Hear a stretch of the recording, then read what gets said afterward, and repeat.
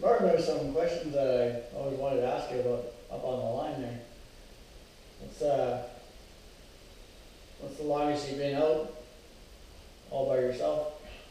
Like the longest period by myself? Yeah, like does it get draining or get Uh, home sometime? Longest being out by myself is 3 months alone with nobody. Oh, Did it bother me? No. And I did it too back then when there was like the only thing I had was I had a small CB radio with a crappy antenna, and occasionally I'd put it on. Sometimes I talk to a couple people like trappers around the area. but That's it. Other than that, I have my CBC radio and that's it. And I have that little ship cabin that's beside there now. You see my, like I call it my shed? yeah, I had one bunk bed in there, a little table and a huge window in front of it. And I was trapping out of that little box for 3 months. wow.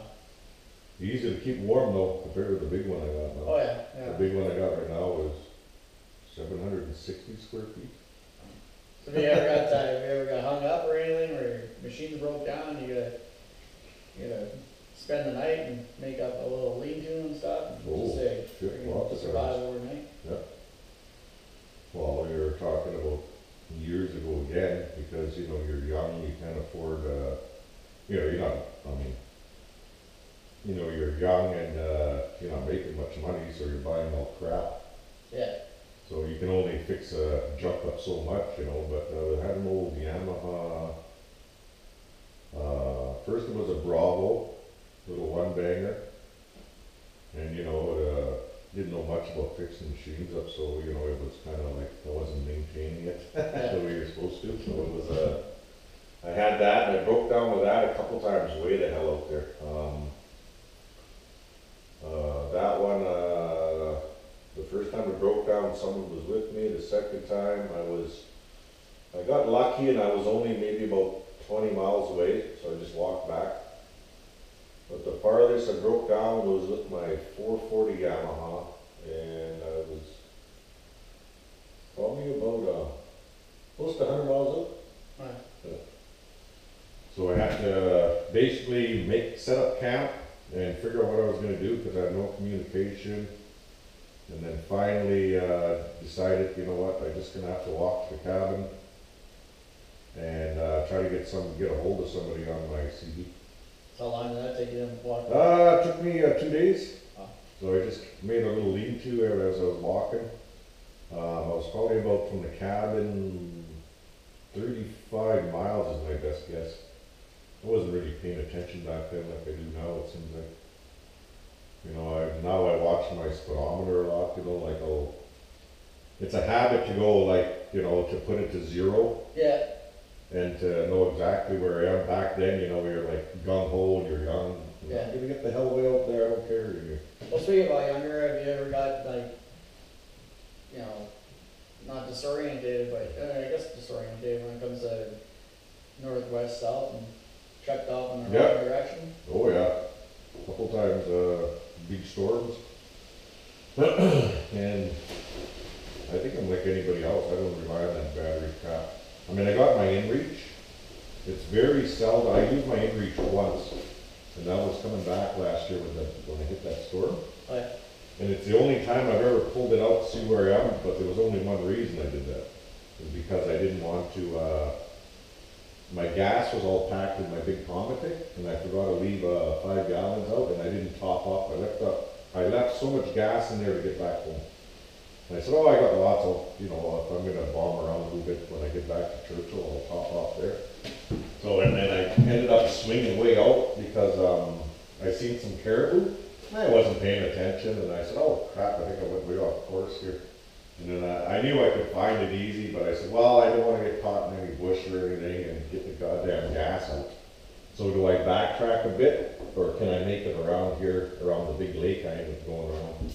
So that's the only reason I pulled it out. But beyond that, I got caught a couple times in some big storms. And there was one time I basically was about probably 3/4 of the way to my cabin, big storm. I got completely turned around, finally, I literally had to backtrack on my tracks. I didn't know where it was. I didn't have my compass. I just couldn't tell nothing. It was storming so freaking bad. You know, and then by the time I got to a certain area with my tracks, you know, they were even disappearing. I could just see them. But finally, I just got to a point where I knew, okay, I think I ended up back at 15 Mile Hill. And I said, okay, do I go back into the storm now and hit the tree line and follow that? Or do I head back to, because it was so bad, Yeah. finally I just turned around and I went back. It was only it was a little over an hour to get back to town and I just spent a couple nights there till the storm blew over. So. But yeah, there was a couple times I got turned around pretty bad there. And, you know, as far as I'm concerned, if you haven't been lost or turned around, then I don't think you haven't been anywhere, right? Yeah. Well, yeah, I mean, that's really out of my comfort zone doing shit like that before. It isn't now, but back Yeah, then. it makes the hair on your back. Yeah, it's like, holy shit, I have no idea where I am. I've been spun around a few times myself. Yeah, you feel it, eh? Oh man. All of a sudden you get that You're little. getting nervous, your hands get sweaty a little bit. Yeah. Mine was more like, I wouldn't call it panicking. It was more like, holy shit, do I have everything I need Yeah. to pull into the next bush I see because I'm really freaking disoriented, you know, like I don't know where I'm going here. That's how bad the storm was. So my biggest fear is not having my stuff with me. Did I throw my sleeping bag in there? Yeah. You know, Mine was that, I'm like, I've got 3 bullets, right? And it's like, holy shit. 3 what? 3 bullets left. Oh, So, you know what, I'm not one to freak out if I don't have a gun. Sometimes I used to, you ever see Dave Vandermeer? He said he never used to travel with a gun. I never used to travel with a gun all the time. It's, you know, I think Dave made a good point. You're always strapping it on your back and going, I don't know. I think a lot of people that, I think there's a lot of people that panic when they don't have a rifle with them or something. I never really thought about it. I couldn't care less if I had a gun or not. You know, the only time you would is say, holy shit, I hardly got any food with me, but you're always carrying something. Yeah. You always try to carry a survival pack with you for, mine's a minimum of 2 days. I try to carry enough food for 2 days. And when I do forget that little cooler and I know I'm not going up too far, it still kind of pisses me off that I don't have it. Like, oh, it'd be nice to maybe pull over here. I've been going all day and I didn't bring the damn cooler because, you know, I thought I was only going a certain distance. But I actually was, I went farther, you know, it's like, what's over the next hill over there, you know, it's, and then, you know, I didn't bring it, so you're like, I was supposed to be turned around already, a little bit hungry. And, now I pretty much, I have that new, I guess everyday carry, you can call it. That new pack I made, that's with me all the time. Yeah. So then I got like a army ration in there. I didn't have one last year, but I had a bunch of dry goods in there, so I carry that with me all the time. Yeah, I always carry on me. I always have something on me. But, that's the curiosity thing, that's how I got lost out here. I was like, I just want to see, I'll remember the road when I'm turning right. That's how you found this? Well, no, that's when I first moved out here, eh? Oh, I thought that's how I you went down found the it. end of the road to ride out. I'm like, oh, let's take this around. Let's look good. I see around that corner. Hey, I see a bunch of birds. Oh, I see around that corner. I can remember left, right. Oh, I was stuck in there for 4 hours. That's freaking funny. Yeah, it's a good thing I had gas. So, have you ever what's your biggest bounty of catch that you've ever gotten, as far as furs and stuff like that? What was it? Close to 300? Yeah, about 300. And that's a mixture of everything. I'm just talking 300 furs. It was How long were you out there for? Like a couple 3 months. Oh, 3 months? It was 200 and, if I remember correctly, 292 or something. And that was marten, foxes, wolves. I think I got 4 or 5 wolves that year. Missed a couple wolverines. There's not a ton in my area. But like mainly it was all foxes and wolves. I remember with the foxes, I got 6 in a row, 6 big reds in a row. I couldn't believe it. Nice. That was the best. Yeah. Every time I get it, every time I ran into the trap, there was a freaking red fox, and what the hell's going on here? It's like, with 6 big reds in a row I got, and you know what, anyone, I think I skinned them all up that night, then I froze them, then I just flushed them as, because it was getting, sometimes you just skin them and freeze them. And when you get to them, because there's so much work in camping, you're always getting wood. And that year I did lots of smart things, I think I got wood for 2 weeks straight. All I did was haul wood. But I still had traps, and I'd I'd take half a day and I'd go run and check my traps, and then I'd maybe put 10 more traps. Then I'd come back and go haul wood, and then I'd do the same thing like the next couple of days. I let them sit for a couple of days. Then I'd take, say, 10 more traps, and I'd keep going and set 10 more. But right after I was done for about, I had a huge pile of wood. I probably cut about 3 cords. Then it was on. Then I took out every trap and I dumped it all out and, fixed them all up, cleaned them all up, boiled them in spruce, put them all back in their bag. I had at the same time I was collecting bait, but I had bait from Churchill. It was like suckers and stuff, people netted. And anytime people were getting fish, I'd ask, put those guts for me, Yeah. And then I'd keep them in a pail. I was basically getting ready all summer, and then I didn't want them too stinky, so you let them, in the fall, they heat a little bit, a couple weeks. But then I don't want to deal with you don't need that frickin' rank stuff all the time. If they smell a little bit of anything, they'll go for it. So, but I didn't want it too stinky. I never did, and I still don't do that to this day. I just use fresh fish mainly now. But back then it was always like, you always feel like it's the stinkiest stuff will bring them in, and I know it's not true now. And you just use a little bit of Martin lure, rub it on the tree, it stays there for a long time. And just a couple pieces of fish and bang. But I'm hoping next year, if I get up there full time, we'll see. I'm just gonna see how things go. And so, have you ever been in a situation where, wolverines are nasty, or wolves or stuff like that? Have you ever been surrounded, or, No, possibly almost attacked or anything like No. that? Or? no, nothing like that. Just a fox lunge at you in the trap. And then you lunge at you, get grabbed by the throat. Grabbed by the throat, and wolves, no. Wolves, you just dispatch them with the 22. No, they mainly, as soon as you get there, they're the one fucking off that way. They're the one that's, they're scared of you. There's a lot of stories out there going, of shit like that, and a lot of the trappers that I know anyway laugh at it. I've never seen that. That's like the guy says, I got a fish this big. Yeah, it's like, oh, I got a wolf there, and he tried to go after me in the trap, and I've never seen that or heard of that. I don't know what that.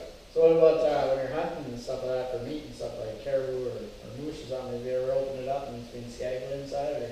Nope, never. Nope, when I was out there, lots of caribou roaming then. Like I said, the herds have moved on over the years. They came back this year, obviously. And I'm hoping they're gonna stay around again. But like they used to, basically be all over my trap line, every year. And I wouldn't say the big herds were there every year, but there was at least caribou there. Yeah. You might have a group of, 6 or 7, and you just need a couple for the year. 6 or 7, they're different, 6 or 7, maybe 20 groups like that hanging around. Right. But last year, holy crap, we've seen the Well, fools. So are they migrate between Lac Roche and Churchill type thing? Or? You know what? I never did look in to see what that herd was. I never did. I'm sure someone I could find out pretty quick, but I never did. I don't know what herd it was. There's a few different herds around there, and I'm not going to say their names because it's been a while since I said their names, and I'll probably screw them up. But there's 2 different big herds there, and their names are a little bit difficult to say. But like I said, I don't know what herd that was. I knew it was big though. Yeah. Obviously, you can see by the tracks all over it. Completely covered for 70 miles to my line. There was nothing but caribou tracks. It was like rock solid as far as the eye could see of caribou that had been on the tundra. And then eventually when I started, you know, that's when I ran it to the rock. The very second day is when I caught the rock on my ski. So I waited for my brother just to make sure that I made it home, you know, and instead of, you know, instead of taking a chance there, I don't know if the machine would have made it type of deal. And that's when he came, and the caribou right in front. We got he needed caribou. You know, we got, I think he got 4 caribou that day, and I got 1. You know, once I came back, there was a bit of a storm in between that time, and it covered a lot of the tracks. But I did end up showing it that first day. I remember I went back in that video going, oh yeah, that's when I was getting the water. Then you could see that shot. That's what it looked like for me on the first day I was there, that storm thing. Yeah. If anyone goes back in that shot, it's called Spring Water. That's the second day I was there, and that's what it looked like everywhere before the storm. It's like everywhere. It was crazy. I haven't seen that in years. Nice to see. Yeah. Lots of moose around there too. Yeah. Tons of moose. You ever opened up a moose and you found something kind of crazy inside? Like, Just that tapeworm we were talking about. It looked like that frickin', where's that thing? I don't know, wherever that, remember that bungee cord was? oh, the bungee cord. Oh, those, I don't know Yeah. if you're playing. Anyway, that's what it looked like. It looked like your bungee cord, and it was white and long, super long. It looked like it, you know, it looks like if you took it out, it was like 50 feet long. It was all wrapped in the intestine. And that's what we came up to anyway, that it was a big tapeworm, so I don't know, you know, if anyone's seen it out there, something like that. It was white and flat, but wide. And it looked like it had crosses all the way down it. And like I said, it was just all wrapped in there, but it looked freaking long, man. Like it was wrapped through everything inside that moose. Never seen anything like that. That's the weirdest thing I've seen. No aliens popping out or anything. Someone's asked me that before. You ever scared when you open up a moose that something's gonna jump? No. That's always a tough one too when you're by yourself and you know, you're sitting there pulling the trigger and you're like, oh, I'm all alone here, you know. It's gonna take me some time, so yeah, I always checking the clock. And at a certain time, I won't shoot anything because it gets too late and it's getting dark.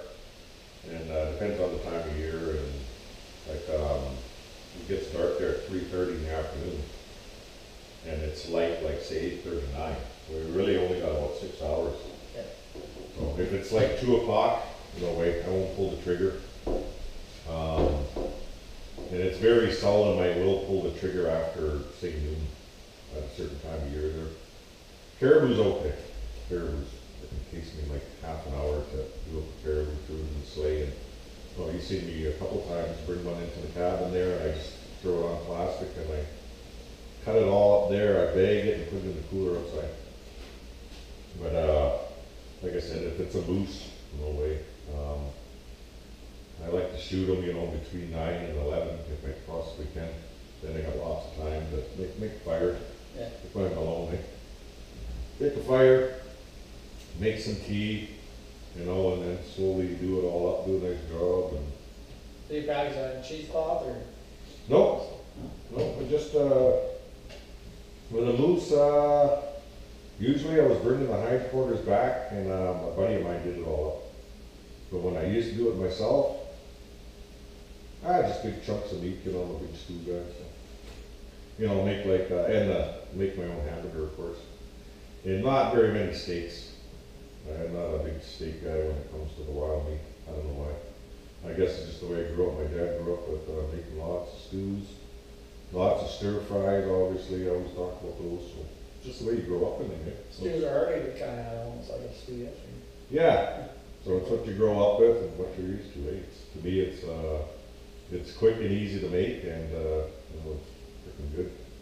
And I don't know, just the steak. You know, you gotta marinate them for a while. I don't know, just meat. I just don't like steak when it comes to the wild. Certain things, yeah, if it's marinated for a long time. Caribou, you gotta marinate it for a while, and I like a little bit of soy sauce in there, some barbecue sauce, and some onions, and then marinate it for about 3 days. Then, I don't mind it, but most of the time I don't have the patience. You know, very simple, you know, you're taking them out, and I didn't make any steaks with the caribou. You know, I just, big chunks of meat, I got them, eventually I'll find a big chunk, I know I stuck like at least 8 good chunks in there. I said, well, I can make steaks out of that for the barbecue. I haven't found them yet because I didn't write on them. I just freaking threw them all in baggies and froze everything. So, took me, I don't know, a couple hours per caribou, I guess, in the cabin to do them all up. You know, cut the heart in half type of thing and freeze that.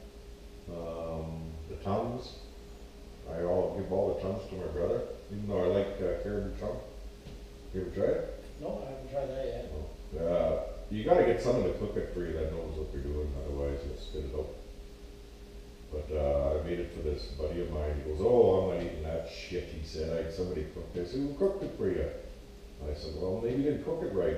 So I cooked mine, and then I cut it into thin slices, and I seasoned it. I said, here, try it. But it was all gone.